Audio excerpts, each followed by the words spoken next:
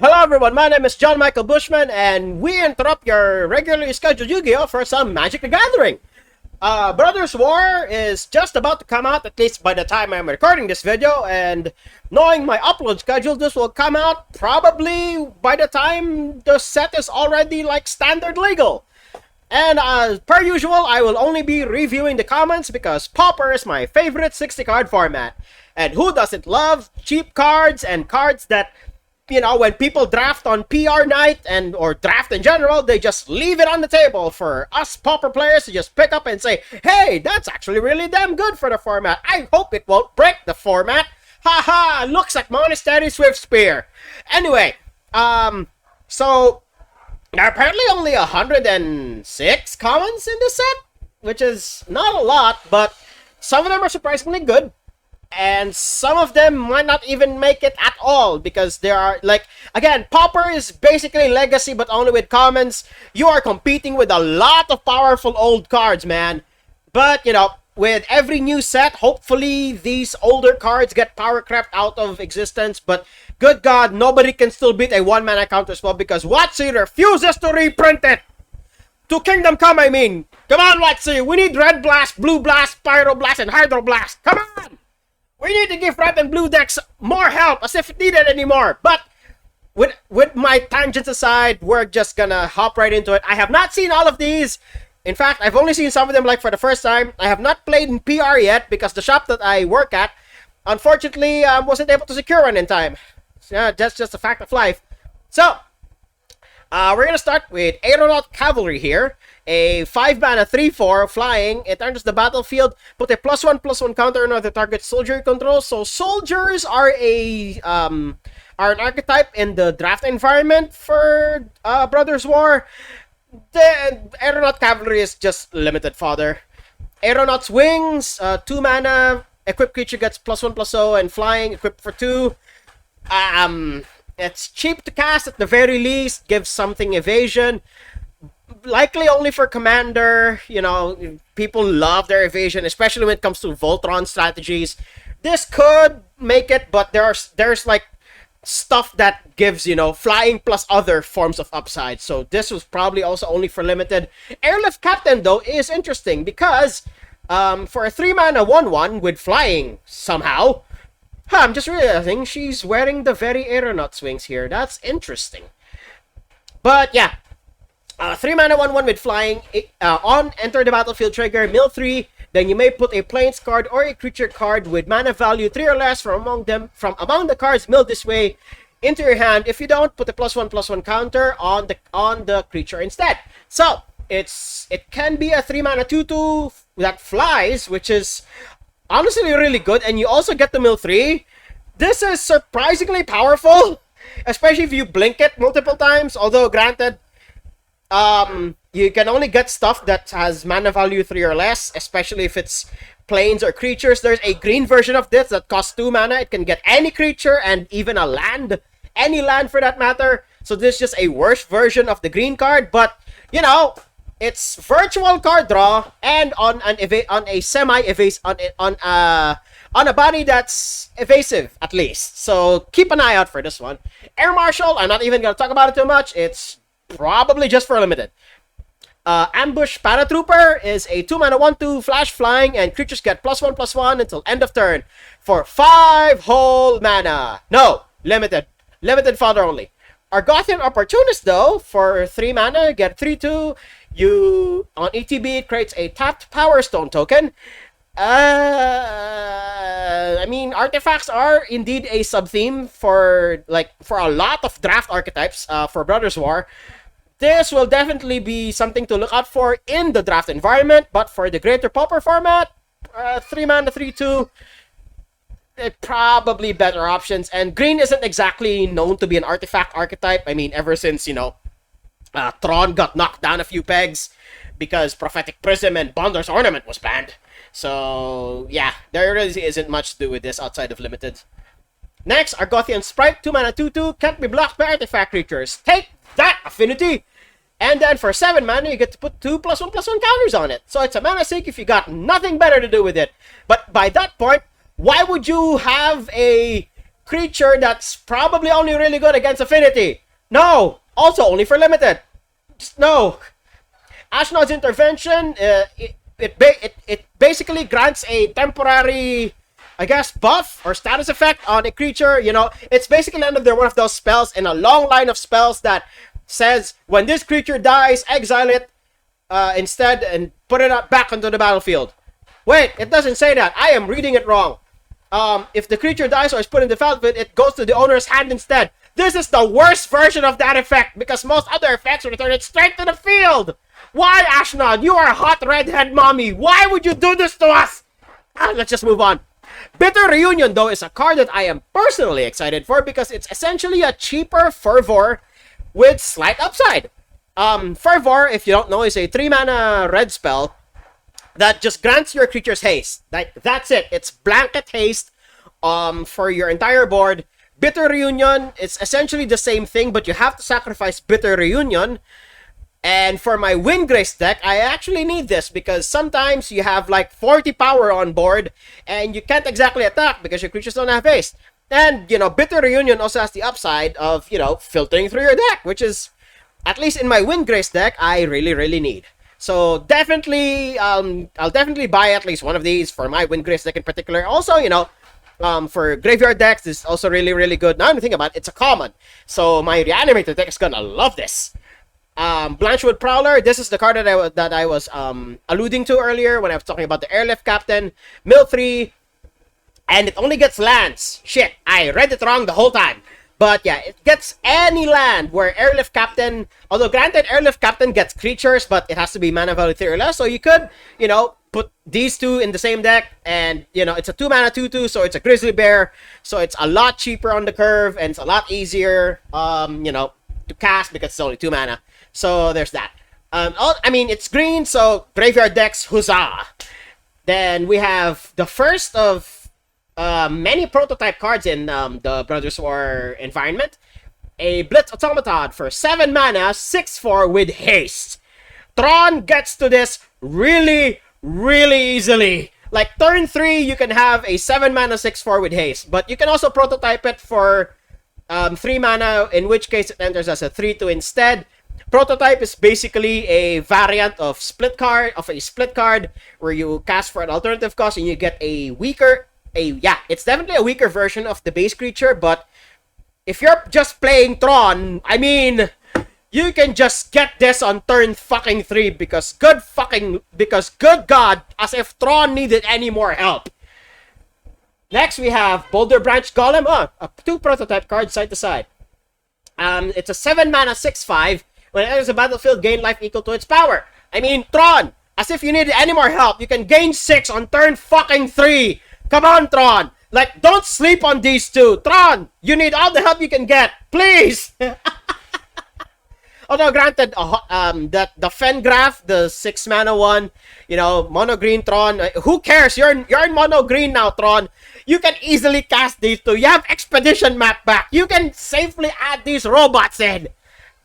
Oh my god. Next, we have Borrowing Razor Moth. 3 mana 4/2. When it dies, mill 4. That's actually a really good effect, but it's honestly very underwhelming. And besides, I don't remember seeing plans to dig a trench near here. Man, if it wasn't just 2 toughness, it would have been so much better. Moving on. Next, we have Kyrian Locust, 3 mana 2/1. When it enters the battlefield, exile target card from an opponent's graveyard. If it was a creature card, that player loses 1 life. So it's for Blink shenanigans. For Commander, it's Panharmonicon shenanigans. But otherwise, it's just, you know, a way to fill out your draft deck. Citadel Stalwart is a card that Elves players and Pauper are pretty excited for since it's another slow mana dork. Because it needs another creature for it to do its thing. It's a 1 mana 1/1, and it has basically the same ability as the Sentinel from Kaldheim, but the upside is the Sentinel has 2 toughness instead of just 1, so it trades very favorably with the ninja matchup, or, you know, specifically fairies. It basically blocks the fairies really, really well. This is just a ground creature, but it also provides color fixing, which elves, like, don't exactly need, but they do need the blue for their card draw.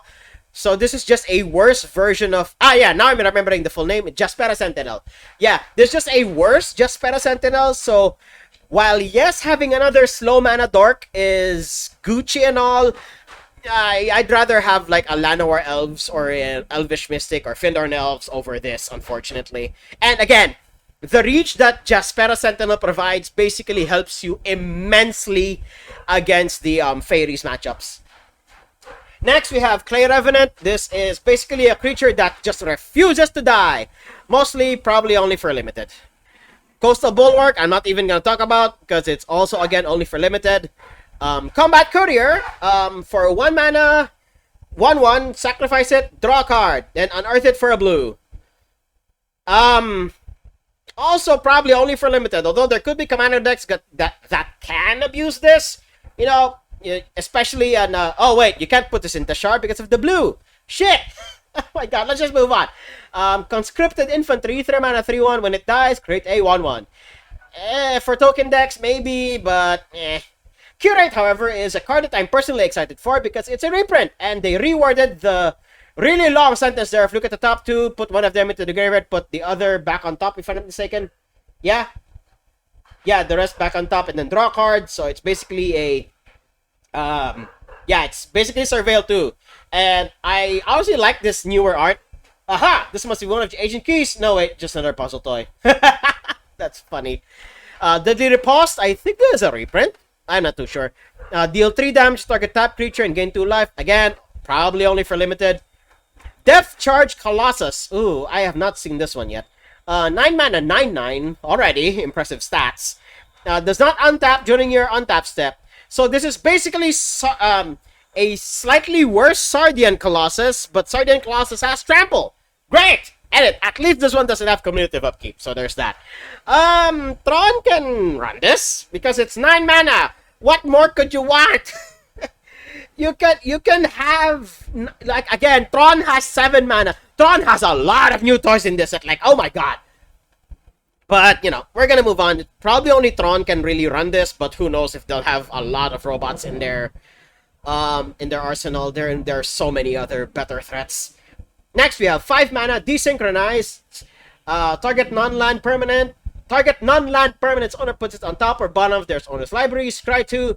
5 mana for this effect is way too overcosted. And it's showing Teferi traveling through time.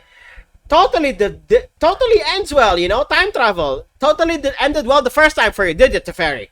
Disenchant, getting a reprint in this set because, good god, we're getting so many artifacts for Brothers War. Disfigure, a really good reprint for, especially for this set, really good reprint for Pauper, not this set in particular, there are a lot of X ones. Especially for the standard environment, there are a lot of creatures in the current standard environment are really, really big, so this figure isn't really gonna help too much. But it's good for Pauper. Dredging Claw, 2 mana, equipped creature gets +1/+0 and has Menace. And whenever a creature enters the battlefield from your graveyard, attach Dredging Claw to it. That's actually really damn good. I'm gonna keep an eye out for this one, especially for Commander. Having Menace, you know, makes combat a lot less profitable for a lot of situations, especially in decks that can abuse the Menace, especially with creatures that have insane effects, whether they deal combat damage or when they attack. Dredging Claw is something to keep an eye out for, especially for Commander. Pauper, probably not so much. Dwarven Forge Chanter, 2 mana, 1/3. Ward, pay 2 life, and Prowess. That's actually not bad. Basically, if your opponent tries to kill it, and you know, you already have Prowess on it, it's like you dealt 2 damage anyway when they try to remove it. Something to keep an eye out for. Although, granted, the Hot Dogs deck is not as popular as it used to be, and in the Hot Dogs deck, you are competing against Monastery Swiftspear, which is the best 1-drop Pauper has ever gotten in a long, long while. Next, we have Emergency Weld, a 2 mana sorcery, return target artifact or creature card from your graveyard to your hand, create a 1/1 colorless soldier creature artifact. I got tongue-tied there. It's recovery, it's mono black, so it's good for a lot of, you know, black-based commander decks that love to get creatures in and out of the graveyard, although granted, they have effects that return them to the battlefield. In Pauper, this is probably not too impressive since you'd really rather, at least in the affinity decks, you'd really rather kill your opponent as quickly as possible with your bigger creatures. But good recovery is good. But for Pauper, there are probably better options. Next, we have Energy Refractor for 2 mana. When it enters the battlefield, draw 1 card. Then for filtering 2 colors into it, add 1 mana of any color. This is basically Prophetic Prism's less impressive younger cousin. Next, we have Epic Confrontation, a sorcery. Target creature you control gets +1/+2 at the end of turn. It fights target creature you don't control. Could have been good if it were an instant, but otherwise, no. Evolving Wilds, always good to see it. Excavation Explosion, a 3 mana sorcery, deal 3 damage to any target. Create a tap Power Stone token. No. Phalaji Archaeologist, 2 mana, 0/3. When it enters the battlefield, mill 3, put a non-creature, non-land card from one of the cards milled this way into your hand. Otherwise, put a +1/+1 counter on it. I'm just realizing now that this entire, when it enters the battlefield, mill 3, and then get a card out of the graveyard, it's a cycle. That's really interesting. So it's either a 2 mana 0/3 or a 2 mana 1/4. And it recycles a non-creature, non-land. That is really interesting. I actually want to build a limited deck around this. Like, have all 5 of them in the deck all at once. Oh my god. Phalaji, Chain Dancer, 4 mana 2/4. Then sink 2 mana into it, gains double strike. No. Fog of War. This is really interesting for the Turbo Fog decks, but again, this is probably only really good in Commander, but, you know, I've seen stranger things happen in Pauper, so keep an eye out for this one. It's not exactly a... wait, it is exactly a fog. Yeah, prevent all combat damage that will be dealt this turn by creatures with power 3 or less. So against, like, say, Jund Cascade or, you know, Tron even, where creatures there with their power, their attack power can very easily go above 3, like, most of the time. So at the very least, you can gain life off of it to offset the amount of damage you're gonna take. So there's that. But yeah, definitely something to keep an eye out for. Gaia's Gift is making a lot of Boggles players wet their pants right now, and you can definitely see why. Because it not only gives a +1/+1 counter, it gives Reach, Trample, Hexproof, and Indestructible. Like, good god, why are... apart from artifact decks eating well, Boggles is like salivating at the mouth and in other orifices of their body right now. Like, good god, this is an insane... and it's an instant! Why did it have to be an instant? My god! Why is it an instant? Karametra's Blessing literally just got power crap. Although, granted, Karametra's Blessing is a +2/+2, and I think it grants other stuff, but this is just way better! Like, what the hell? Giant Growth getting a reprint, always good. Gitaxian Infiltrator, a 2 mana 2/1. Whenever sacrifice the permanent, put a +1/+1 counter on it. So this is basically copies number 5 to 8 of Mortician Beetle. There's this like fringe playable deck where the whole goal of the deck, I think it's base black. I don't really know if there are other colors splashed into it, but the entire premise of the deck is to have Mortician Beetle and probably also now this. It's not even Gitaxian Infiltrator, it's Gixian Infiltrator. Well, probably named after Gix. But yeah, anyway, before I went on my tangent there, there's an entire deck, there's this fringe playable deck in Pauper where the whole goal of the deck is to sacrifice as many creatures as possible so that you can grow Mortician Beetle and probably also now this, to basically try and swing in for lethal. But again, it's fringe playable at best, so... but, you know, again, something to keep an eye out for. Next, we have Gixian Skullflare, a 3 mana 2/3. At the beginning of your upkeep, if there are 3 or more creature cards in your graveyard, put a +1/+1 counter on it. A little slow, but something to keep in mind. Next, we have Gix's Caress. That is not a caress I want to feel ever, especially from Gix of all things. Target opponent reveals their hand, choose an on-land card, create a tap Power Stone token. No. Gnarlroot Pallbearer, 6 mana 5/5, trample. When it enters the battlefield, target creature gets +X/+X until end of turn, where X is the number of creature cards in your graveyard. For a one-shot effect of this, it could have been 5 mana, it would still not be playable. So, no. Next, there's another card that a lot of people are surprisingly hyped for. Goblin Blast Runner, a 1 mana 1/2. And it gets +2/+0 and has menace for as long as you've sacrificed a permanent this turn. So Evolving Wilds is stock and Metamorphic Expanse is stock. Literally just shot through the roof because of this guy. Because, you know, if you basically, you know, making this guy a 3/2 with menace is insane for the Goblin decks. If they even exist in Pauper. I think there's a mono red aggro goblins deck. The one I play is Mugwort, which is a combo deck, which isn't exactly centered on goblins, but the core engine is goblins. So yeah, this will definitely see play, but who knows how good it is, since a lot of the time it'll just die to lightning bolt. Hell, it'll even die to shock or a really good blocker and whatnot. Or a set of blockers, because, you know, 3/2 isn't exactly too scary, especially in Pauper, where you can have a 4/4 on turn 3, maybe turn 4, depending on the deck. But yeah, but again, it's definitely a really good card, but, you know, I do not know how heavily it will see play. Next, we have Goblin Firebomb. It's a 1 mana with flash, and then sacrifice it to destroy target permanent.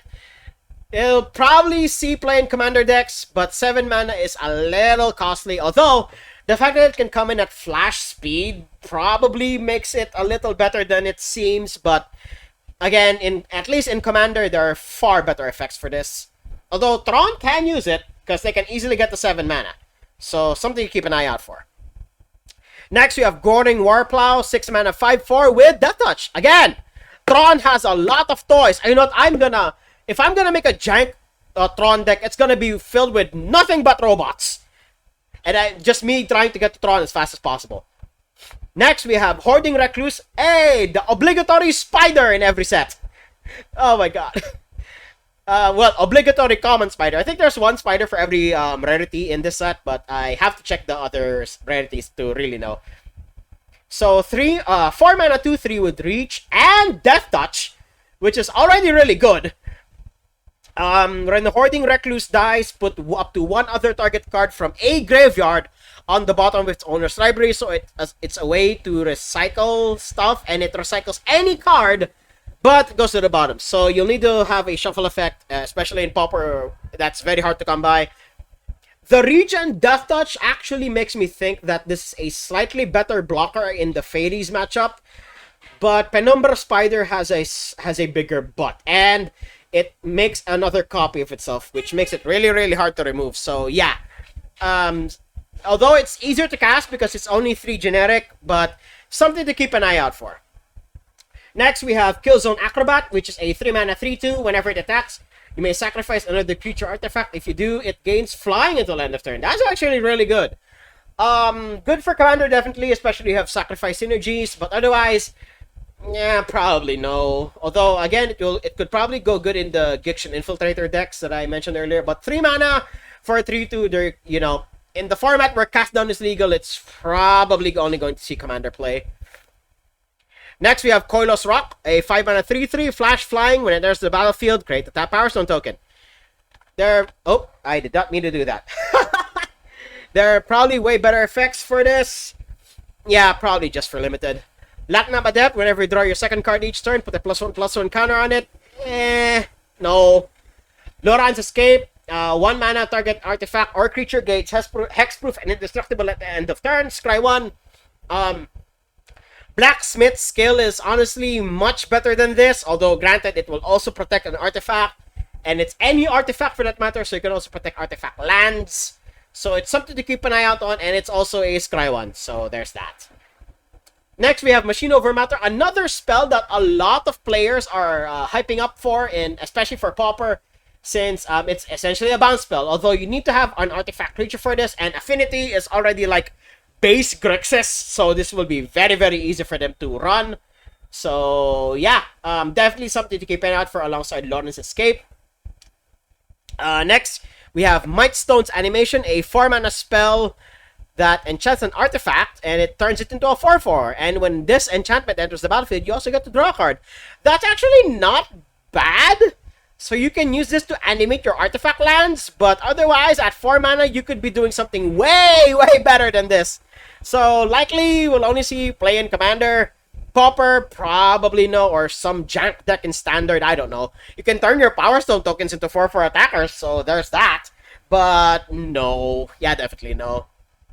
Next, we have Military Discipline Enchantment Aura. Flash enchant creature gets first strike until end of turn. So it's a combat trick, and enchanted creature gets +1/+0. You can have a permanent version of this in Pauper for the same cost, but it's not flash speed. No. Next, we have Mine Worker, a 2-mana 2/1. There's a meme surrounding the entire assembly worker archetype in the limited environment. It basically, if you assemble all these three, you have the moral victory. But again, it's only really that, just the moral victory. Next, we have Mishra's Domination, enchanted creature. It's an enchantment aura. Enchanted creature you control. As long as you control enchanted creature, it gets +2/+2. Otherwise, it can't block. So if you don't control it, it can block. But if someone else controls it, it can't. Wait, am I reading that right? I think I'm reading it wrong. I don't know. You guys can correct me in the comments. And also funny to think that, Mishra's here on one side, doing his thing. And then Urza's here on the other side, doing his thing. Huh! Funny how that works out. Next, we have Mishra's Juggernaut, a 5-mana 5/3 with Trample, which is really good, but it dies to that fucking Lightning Bolt, so no. Next, we have Mishra's Onslaught. It's an instant for 4 mana. You either create two 2/1/1s or creatures you control get +2/+2, +2/+0. No, unfortunately. Next, we have Moment of Defiance. 3 mana, target creature gets +2/+1 and gains lifelink, and then you draw a card. No! Let's move on to the next page. If it even allows me. There we go, just took a while. We have Overwhelming Remorse. This is a card that a lot of graveyard-based decks are hyped up for, me in particular, because my Reanimator deck runs a lot of creatures in it. It exiles target creature or planeswalker. Getting this down to 3 or 2 mana is the average. Getting it down to 1 is very rare, but possible, especially in Pauper. So definitely keep an eye out for this one. Next, we have Pendragon Strongbull, a 3-mana 2/3. Sacrifice an artifact. It gets +1/+1 until end of turn and deals 1 damage to its opponent. That sounds really nice, but the fact that the sacrifice outlet is not free takes it down a couple of notches, but something to keep an eye out for Commander. Next, we have Perimeter Patrol, a 3-mana 3/3. Whenever an artifact enters the battlefield under your control, Perimeter Patrol gets +1/+0 until end of turn. So this is basically another one of those green creatures in this limited environment care about artifacts. The card next to it is honestly a lot more impressive. Just Phalanx Vanguard, a 2-mana 2/2 with Vigilance. Whenever an artifact enters the battlefield under your control, Phalanx Vanguard gets +1/+0 until end of turn. So, in the Loading Ready Run pre-release, Phalanx Vanguard easily clears like 4-6 power. Like, especially in a set that's as artifact heavy as this, Phalanx Vanguard can be a win con in and of itself. So it's something to keep an eye out for. And the Vigilance makes it really hard to block. So yeah. But otherwise, if it doesn't make it into Pauper, then it's at least something to keep an eye out for in the limited environment. Power Plant Worker, again, if you want to live the meme for assembling Exodia in Brothers War, be our guest. Power Stone Engineer, 2-mana 2/1. When it dies, create a tap Power Stone token. No. Power Stone Fracture. As an additional cost, sacrifice a spell, sacrifice an artifact, sacrifice an artifact or a creature, destroy target creature or planeswalker. The fact that this destroys planeswalkers really sells it to me, but it's a sorcery. If it weren't a sorcery, it would probably be way too good. But yeah, they have to make it a sorcery to power it down. Oh my god. Next, we have Prison Sentence, a 3-mana prison effect. If it takes 1 more mana for something to get a Scry 2, be my guest. But yeah, there are better effects than this, but it's something to keep an eye out on, especially for Commander. Next, we have Ravenous Gigamold. There's apparently memes surrounding this thing. I'm not quite sure what it is, but I don't want to know, especially with a face like that. Um, a 4-mana 2/3. Ah, here it is. Here's the black card in the cycle. So, mill 3, then put the creature card from on the cards milled this way back into your hand. If you don't, put the +1/+1 counter on it. So, it's either a 4-mana 2/3 or a 4-mana 3/4. Which is honestly not bad, and that's actually really huge for a 4-mana creature. Otherwise, really good for the decks that need it. But otherwise, there are probably better options at 4-mana. Next, we have Raise to the Ground, a 3-mana sorcery. This spell can be countered. Destroy target artifact. If its mana value was 1 or less, draw a card. A lot of people are hyping this up, especially for mono red, but Smash to Smithereens exists for mono red, so... And it's probably better options, especially for like big mana decks like let's say Jun Cascade or a red-green Ponza deck. They could probably want to have this, but red-green Ponza already has better ways for destroying the artifact lands. But something to keep an eye out on. Recommission is another card that a lot of people are hyping up because it returns an artifact or creature card straight to the field, which a lot of creatures in Pauper are really, really small, but they are hyper efficient. And although you'd want to cycle artifacts, you'd learn to cycle artifacts with this, but definitely something to keep an eye out on. Next, we have Retrieval Agent. I'm not even going to talk about it. It's bad. It's probably only for limited. Next, Rock Hunter. 3-1, 2-mana 3-1 with Reach. Next, we have Rust Goliath. It's a 10-mana 10-10 with Reach and Trample. Why does this design look like something that the Warhammer guys rejected? Why? It looks like something straight out of Warhammer. What? Next, we have Scatter Ray, obligatory counterspell. I mean, it's something, I guess. I mean, pay 4, yeah, it gets worse the later the game goes, but it's something to keep an eye out on. Next, we have Scrapwork Cohort, 4-mana 3-1. Enters the battlefield, create a soldier.